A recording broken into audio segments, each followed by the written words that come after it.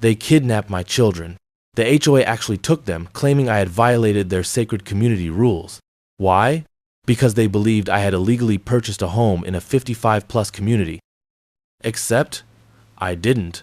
My lawyer proved my property was outside their jurisdiction. But the HOA didn't know who they were messing with because I'm not just any homeowner.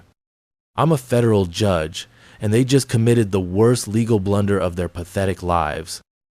How far would you go if the HOA took your family? Welcome to my channel. If you love insane HOA revenge stories, hit that subscribe button because this one is wild. The morning started like any other coffee brewing, the scent of toast filling the kitchen, and my two kids, Alex and Sophie, chattering about their upcoming soccer tournament. I was reviewing case notes for an upcoming federal court session when I heard the unmistakable rustling of papers being shoved through my mail slot. Another notice from the HOA. I sighed, already prepared for another petty complaint about grass height or mailbox colors. But as I unfolded the letter, my breath caught. Final warning. You are in violation of HOA residency requirements. Immediate eviction required. All unauthorized minors must be removed from the premises within 24 hours. Failure to comply will result in further action.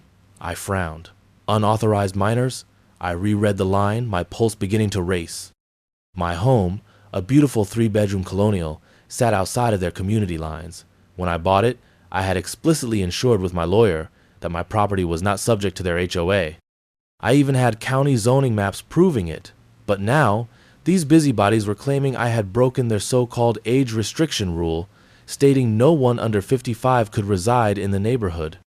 I tossed the letter onto the counter and grabbed my phone. "Elliot, we have a problem," I said as soon as my attorney picked up. "The HOA is trying to evict my kids." Elliot sighed. "We went through this during closing. Your house is not part of the HOA jurisdiction. It's a scare tactic. I'll send a cease and desist letter today." That should have been the end of it. A minor annoyance. A typical HOA overstep, but I underestimated just how far these people were willing to go.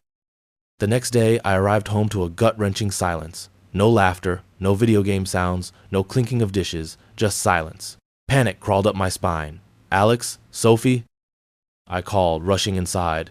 The house was eerily empty. My stomach churned as I noticed both their backpacks sitting by the door, untouched from this morning. Their sneakers were still neatly lined up. My gut told me something was wrong. I yanked my phone from my pocket and dialed my son, straight to voicemail. My daughters, same thing. The panic turned ice cold. I tried their friends' parents. No one had seen them. My hands were shaking as I dialed 911. The dispatcher's voice was calm but firm. "Sir, are you reporting a missing persons case?" I opened my mouth, but my throat was dry. "Yes, my two children, they're missing." The next 2 hours were a blur. Officers arriving, combing through the house, asking me the same questions over and over. When did I last see them? Did I notice anything strange? Any enemies? As a federal judge, I had plenty of enemies, but no criminal had ever dared to come near my children. Then, an officer standing by my mailbox turned, frowning. "Sir, we found this." He held out another HOA letter, this one taped to my door. My fingers clenched around the paper as I read. "As your unauthorized tenants have failed to vacate, the HOA has taken steps to ensure compliance. Your children will be held in a safe location until this matter is resolved." My vision blurred with rage. I presided over hundreds of federal cases.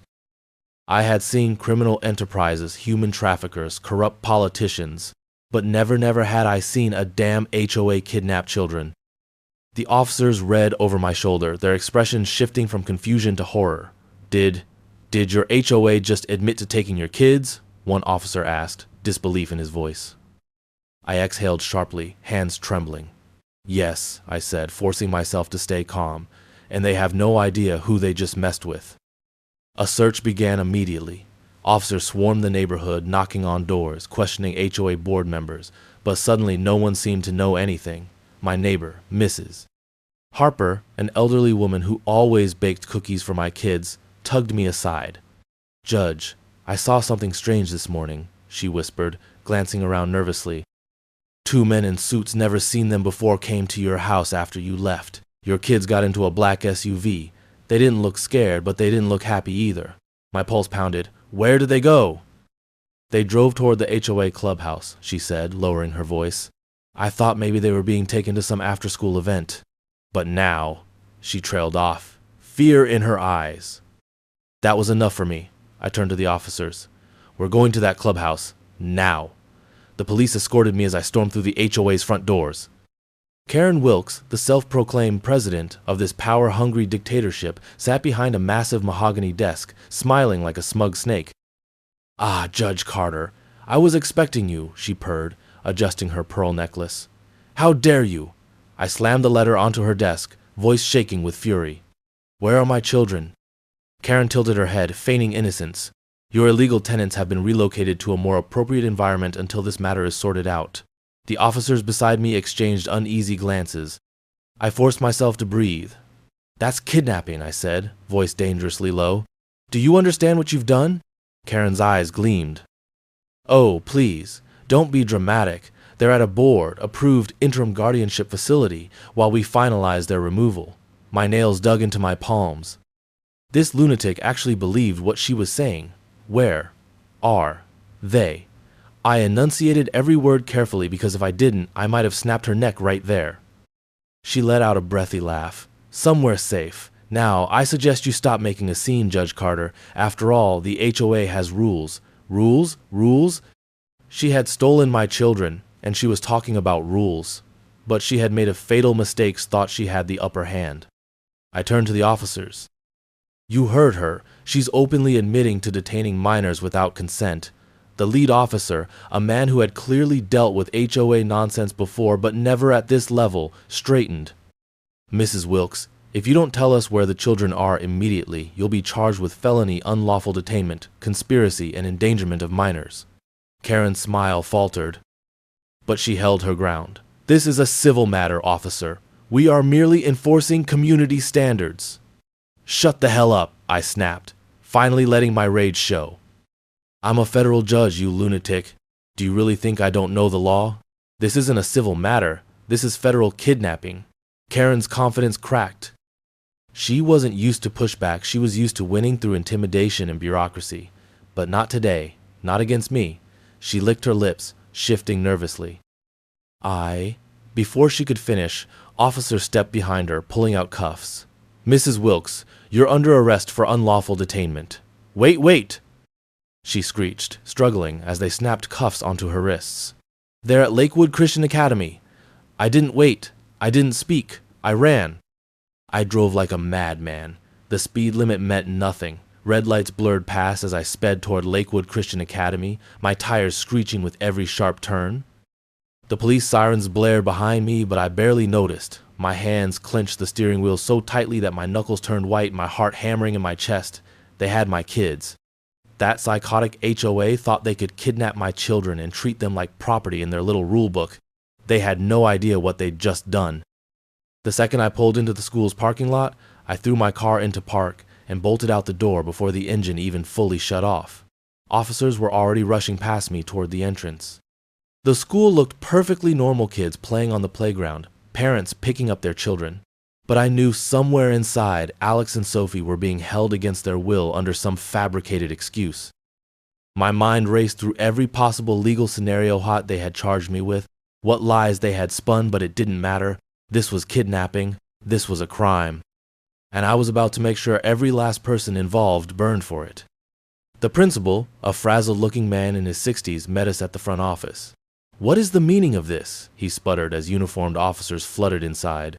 "Sir," the lead officer said, holding up the HOA's notice, "do you have 2 children here under the custody of the Willow Creek HOA?" The principal blinked, clearly confused. "Ohis, but where are they?" I cut in, my voice like ice. The man swallowed hard and motioned toward the back hallway. "Room 214, but..." I didn't wait. I ran, my shoes pounding against the tile. "Room 214. Room 214. My blood roared in my ears as I grabbed the handle and shoved the door open with so much force that it slammed against the wall. There they were, my kids. Alex and Sophie sat at 2 desks, looking frightened but unharmed. A woman in a stiff navy suit stood beside them, her eyes widening in shock as I stormed in. "Who the hell are you?" she snapped, stepping between me and my children. I ignored her, rushing forward and pulling them both into my arms. "Dad," Sophie sobbed, clutching my shirt. We didn't know what was happening. They took us. It's okay, baby, I whispered, holding her tight. I'm here now. Alex's arms wrapped around me just as fiercely, his small body shaking. I would burn the world down for this moment. The woman in the suit cleared her throat, clearly still under the delusion that she had authority here. Mr. Carter, she said, you have no right to be here. These children were placed under temporary HOA guardianship. Shut up. My voice was so low, so venomous that the entire room froze. The officer stormed in behind me. Ma'am, one of them said, step away from the children. She scoffed. I don't think you understand. The HOA has legal grounds to. You are not the government, I snapped. You are not the police. You are not a legal entity with jurisdiction over anything, and you sure as hell don't have the right to detain minors. She opened her mouth to argue, but I turned to the officer. Arrest her. The lead cop didn't hesitate. Ma'am, you are under arrest for unlawful detainment and conspiracy to commit kidnapping. What? This is ridiculous. Her words were cut off as the officer spun her around and locked handcuffs onto her wrists. I pulled my kids behind me, shielding them as she screeched. This is an outrage. We are a legal governing body. No, you're a glorified neighborhood watch with a power complex. I spat. And you're about to learn what real legal power looks like. The legal war begins. By the time I got back home, HOA board members were already scrambling. They knew they'd screwed up. I could feel it in the air, in the nervous glances from my neighbors, in the way HOA members were suddenly pretending they had nothing to do with what had just happened. But they weren't getting away with it. Karen Wilkes, the smug HOA president, had already been booked at the county jail for kidnapping and conspiracy. Now, I had bigger plans. I called Elliot, my attorney, and told him to get the paperwork ready. We were taking the HOA down. This isn't just a civil suit, I said, pacing my office. I want criminal charges across the board. Wire fraud, illegal detainment, conspiracy, abuse of power, and racketeering. Elliot let out a low whistle. You're going for the kill. They took my kids, Elliot, I said coldly. They kidnapped them, and they thought they could get away with it. I don't just want them fined, I want them destroyed. The next morning, I filed an official federal lawsuit against the Willow Creek HOA. The charges were brutal. The lawsuit named every single board member who had signed off on my children's removal, hitting them with federal charges that would make sure none of them ever saw the outside of a courtroom again. Then I went a step further. See, the one thing Karen and her little cronies never expected was that I had access to judicial resources that they couldn't even fathom. I pulled every financial document from their HOA records. I subpoenaed their bank statements, their internal communications, and their so-called legal fees. And what I found? Oh, it was beautiful. They had been embezzling money from residents for years. Fraudulent fines, fake maintenance fees, shell companies funneling money into board members' private accounts. The entire operation was a scam. Not only had they kidnapped my children, but they had been robbing every single person in this neighborhood for nearly a decade. Elliot called me 2 days later, barely containing his laughter. You're not going to believe this, he said. Karen's lawyer just called me. She's trying to take a plea deal. I smirked. What's she offering? She'll admit to the kidnapping if we drop the financial fraud charges. I chuckled darkly. Absolutely not. I wanted all of them in jail. 2 weeks later, the entire HOA collapsed. Every board member was indicted on multiple counts of fraud, conspiracy, and illegal detainment. Karen was sentenced to 15 years in federal prison. The HOA was disbanded permanently, and every single illegal fine they had ever issued was refunded with damages. And me? I sat on my front porch, sipping a cup of coffee, watching my kids play in the yard, knowing that the HOA would never, ever bother another family again. They tried to take my kids, but they forgot who I was, and I made sure they paid for it. The fallout from the arrests hit the neighborhood like a wrecking ball.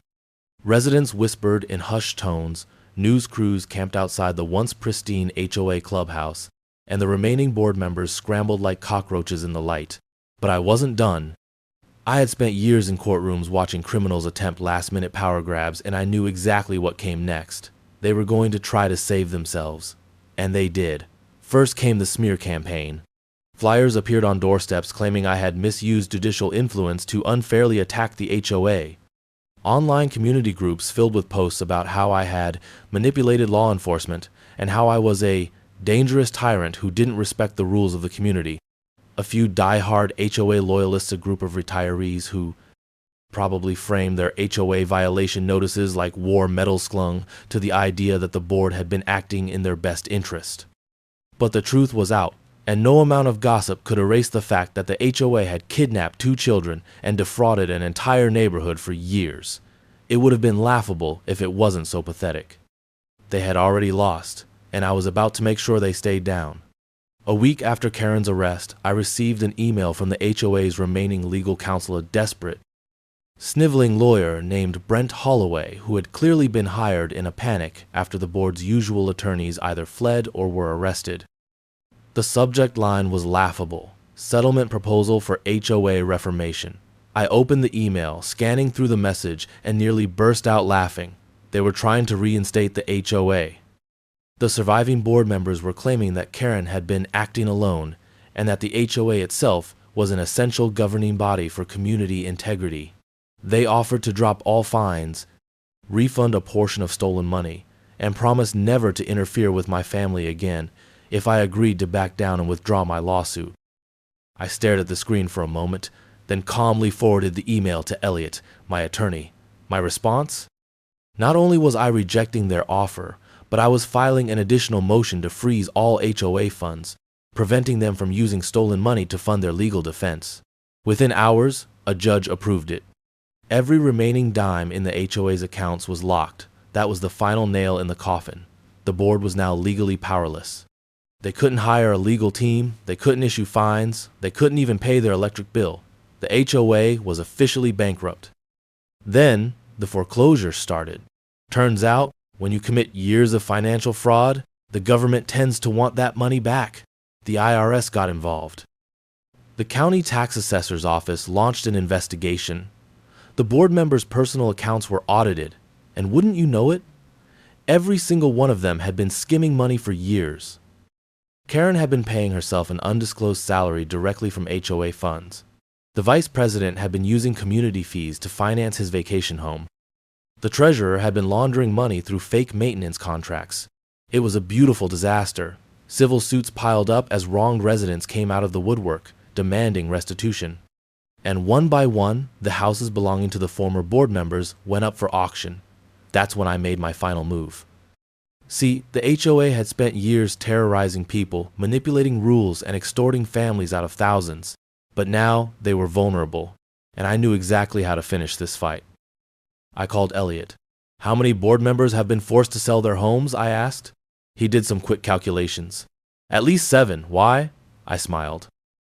"Because I want to buy them." The plan was simple. I was going to own their legacy. I wasn't just going to dismantle the HOA, I was going to erase it from existence.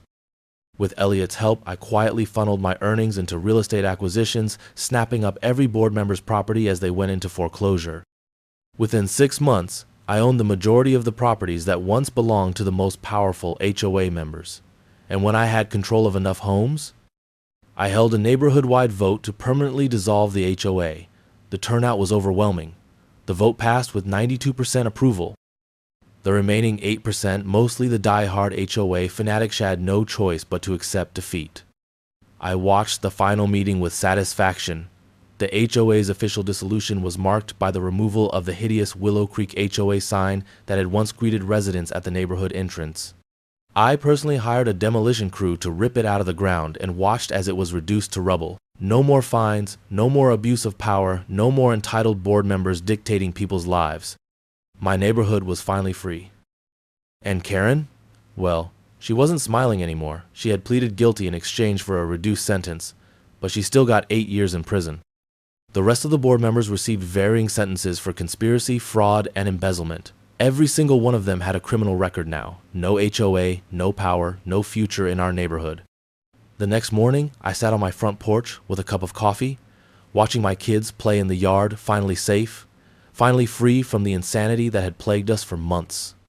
Sophie was laughing, kicking a soccer ball to Alex, who was smiling like nothing had ever happened.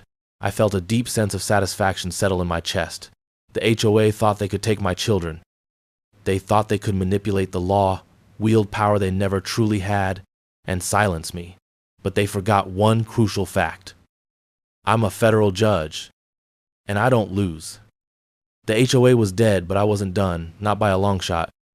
Winning in court, dismantling their power, and watching their homes go up for auction had been satisfying, but I knew how people like them operated. Scum like this always try to crawl back. The moment they got out of prison, they'd try to weasel their way into some new HOA, or worse, move to another neighborhood and start this cycle all over again. No, that wasn't going to happen. I was going to make damn sure the Willow Creek HOA wasn't just dead, it was buried so deep that no one would even whisper its name again. So, I got to work. The first step? Legislation. I had spent my career in the judicial system, and I knew that HOA abuse wasn't just a problem in my neighborhood, it was everywhere. People across the country had been harassed, fined, extorted, and even forced out of their homes by power-hungry HOA boards who thought they were above the law. I had just exposed one of the worst offenders, and I wasn't about to waste this momentum. I contacted a few senators and state representatives I had worked with on federal cases, and I laid everything out. The kidnapping, the fraud, the illegal surveillance, the financial abuse. I provided proof documents, emails, recordings, even police reports detailing the extent of the corruption. And just like that, I had their attention. Within a month, I was standing in a packed legislative hearing, testifying before state lawmakers about the systemic corruption of HOAs and how unchecked power had nearly ruined my family's life. I made my case clear. HOAs needed stronger legal oversight, caps on fines, mandatory external audits, and most importantly, criminal liability for board members who abuse their positions. The result? New laws were passed. The HOA Accountability Act was born, and with it, HOAs across the state were stripped of the unchecked power they had enjoyed for decades. No more absurd fines. No more shady accounting. No more HOA boards running neighborhoods like personal kingdoms. They would be watched, regulated, and prosecuted if they stepped out of line. But that was just step one.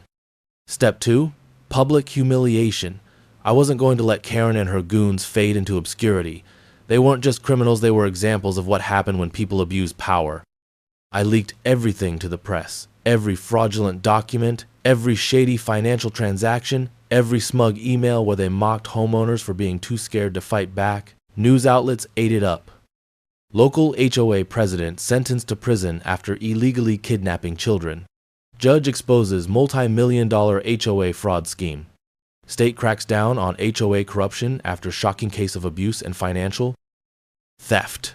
Karen's mugshot was everywhere. Her once pristine reputation completely destroyed. No company would hire her. No respectable neighborhood would accept her. She was poison.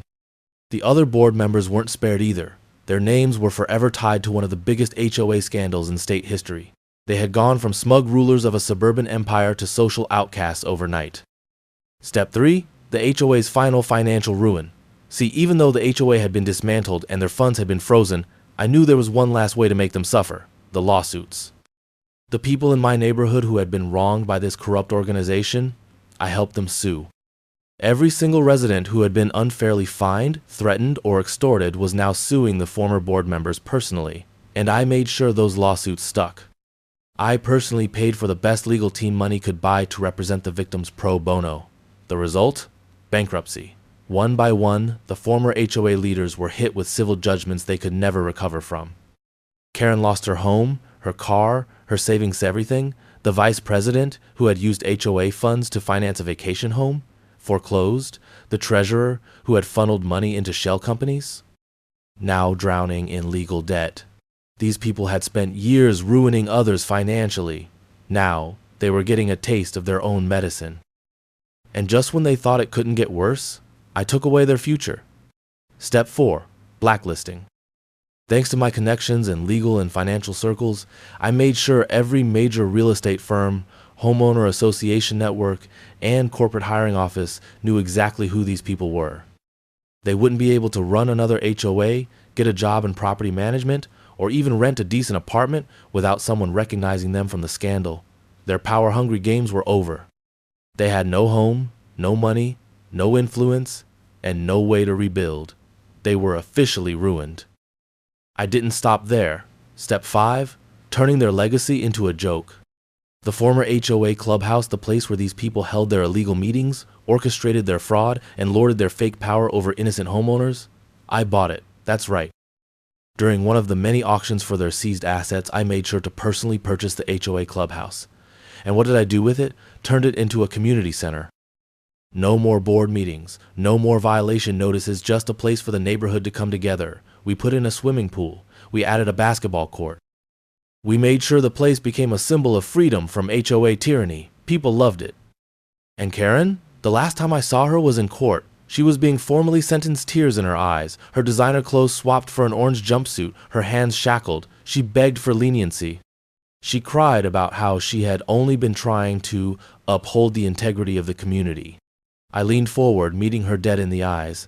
"You kidnapped my children," I said, my voice low and even.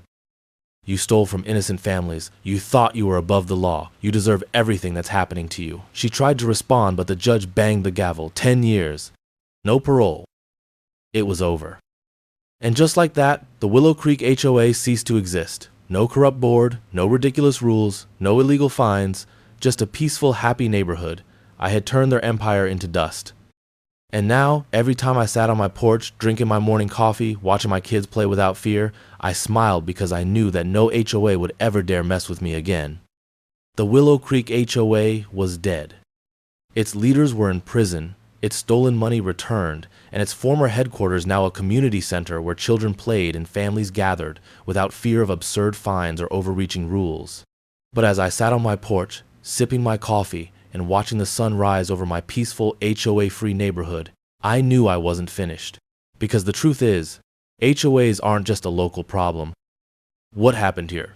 The fraud, the financial abuse, the kidnapping, it was happening everywhere. Across the country, homeowners were being bullied, extorted, and manipulated by the very organizations that were supposed to protect them, and I was not going to let it happen again. I had seen firsthand what unchecked HOA power could do. I had fought and destroyed one of the worst, but that wasn't enough. If I really wanted to make a difference, if I really wanted to ensure that no one else would ever have to go through what my family had endured, I needed to make sure HOAs across the country were permanently crippled. Step 1. Setting a legal precedent. My court case against the HOA had already shattered the local system, but I wanted to take it national. With Elliot's help, I worked to turn my case into a legal precedent that could be used against corrupt HOAs everywhere. We drafted amendments to the HOA Accountability Act, ensuring that any HOA that engaged in illegal detainment, fraud, or abuse of power would face automatic federal review. No more hiding behind vague state laws or private contracts. If they committed crimes, they would face real, tangible consequences. I worked with lawmakers, testified in hearings, and made sure that the loopholes that had allowed Karen and her ilk to operate unchecked were permanently closed. It took months, but in the end, we won. The revised laws passed unanimously, and suddenly, HOAs across the country found themselves under the strictest oversight they had ever seen. The power they had abused for decades, gone. Step 2. Destroying their financial backbone. HOAs thrived on fear and money. They made their power seem absolute by scaring people into compliance, and they funded their operations by issuing bogus fines and excessive fees. So I made sure they could do neither. I funded a new legal organization, the Homeowners Defense Fund. Its sole purpose? Helping homeowners fight back. We provided free legal aid to anyone being unfairly targeted by an HOA. We educated people on their rights, showed them how to fight illegal fines, and helped them overturn fraudulent property restrictions. And when HOAs realized they were losing money, that the endless stream of fines and fees that had once lined their pockets were now being challenged in court and struck down, they started collapsing. One by one, abusive HOAs began to dissolve, unable to sustain themselves without their extortion racket. And the best part? Homeowners were winning their neighborhoods back. Step 3. Exposing the HOA industry. This wasn't just about small-time HOA boards run by power-hungry retirees. There were corporations behind this. Massive property management firms that trained and funded HOAs to maximize profit, that lobbied for weaker regulations, that used fraudulent accounting to siphon money from homeowners under the guise of community upkeep. They had been untouchable for years, hiding behind legal protections, keeping their finances sealed under private contracts. But now, I knew their game, and I had every intention of blowing it wide open. I spent months gathering insider information, working with journalists and former HOA board members who had been pressured into corruption. What we uncovered was staggering: massive embezzlement, illegal kickbacks from construction firms, secretive slush funds used to manipulate local politics. It was an industry of control, built on the idea that no one would ever fight back. But they hadn't counted on me. The resulting expose was devastating. News networks ran headline after headline about the deep-rooted corruption in HOAs. Investigations were launched at the state and federal levels. And within months, the biggest property management firms responsible for funding corrupt HOAs were hit with lawsuits, government audits, and massive fines. Their stock prices plummeted. Their executives resigned in disgrace, and soon, they started shutting down entirely. Step 4. Erasing OA power forever. With their legal shield shattered, their finances crippled, and their corporate backing gone, HOAs were no longer the unchallengeable forces they once were. But I wanted to go one step further. I wanted to destroy their very existence. So I launched the Abolish HOAs initiative. It started as a simple petition movement, a call for homeowners to reject HOA governance in their neighborhoods. It caught fire. People who had been terrorized by their HOAs for years, those who had been fined into bankruptcy, who had lost their homes, who had been bullied and harassed over the smallest infractions, came forward in droves. Millions signed on. Entire neighborhoods voted to dissolve their HOAs. Laws were proposed to make HOA membership voluntary rather than mandatory, ensuring that no one could ever be forced into one again. And then came the final blow. Step 5. Making HOAs a national joke. The final nail in the coffin wasn't a law or a lawsuit. It was public humiliation. See, for years, HOAs had maintained power because they were seen as legitimate. People feared them, respected their authority. But once we exposed them, once we made them a laughingstock, their influence evaporated. Late-night hosts mocked them relentlessly. Memes about insane HOA violations flooded the internet. Documentaries about corrupt HOAs and their downfall became some of the most watched films of the year. It became social suicide to admit you had been an HOA president. These people who once thrived on control and intimidation were now laughingstocks. No one feared them anymore. And that was the real victory. I knew we had truly won when, 1 year after Karen Wilkes' sentencing, I received an email from a former HOA board member I had taken down. It was short, pathetic, desperate. I lost everything. I can't get a job. I can't even rent an apartment. Please, I need help. I stared at the message for a long moment, remembering the arrogant, smug woman who had tried to take my children, who had thought she could ruin lives and walk away unscathed. Then, without hesitation, I deleted it. She had made her choices, and now she was living with the consequences. As I sat back on my porch, watching my kids run across the yard, free, safe, happy, I knew that HOAs would never terrorize another family again, and if they ever tried, they'd have to answer to me. Because I wasn't just the man who destroyed the Willow Creek HOA, I was the man who destroyed all of them.